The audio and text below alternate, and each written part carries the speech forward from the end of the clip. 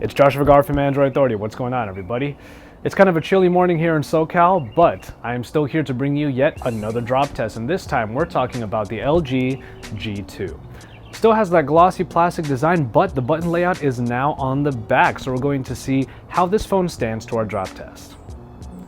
Now you guys know the drill. I'm going to be doing 3 different tests on this particular phone. I'm going to be dropping it on its back, on its bottom, on its face. I'm going to do my best to get it to drop perfectly, but even if it doesn't, we're going to see how it stands when it hits the ground.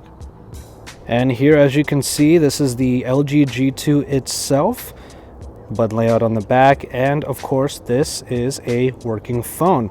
This is just me showing you that the phone is completely operational even before we start these drop tests. All right, here we go. This is the first test dropping the LG G2 right onto its back. All right, so here we go. Dropping in 3, 2, 1. Ooh, nice bounce on there.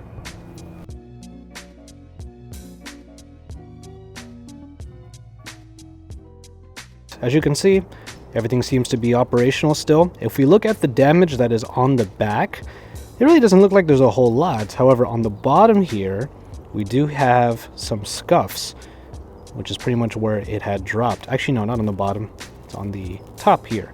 You can see some scratches above where the camera is, but for the most part, everything seems to be working just fine.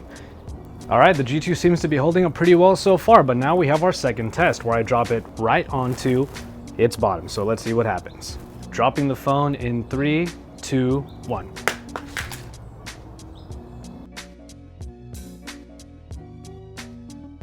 And there you go. It landed right on the corner down here on the bottom left, which caused enough of an impact to make it shatter close to here. But the crack also does sort of spread out to other parts of the screen. After I was able to turn it off and try to turn it back on, it doesn't look like the screen is as responsive as before, if at all. You kind of get a little bit over on the bottom there, but it's definitely not enough to unlock the phone. Unfortunately, we might be dealing with an inoperable phone at this point.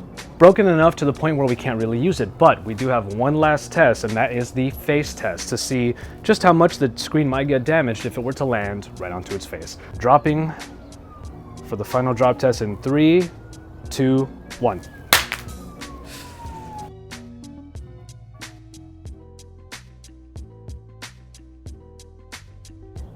All right, getting it a little bit closer with my camera just to be able to give the full reveal.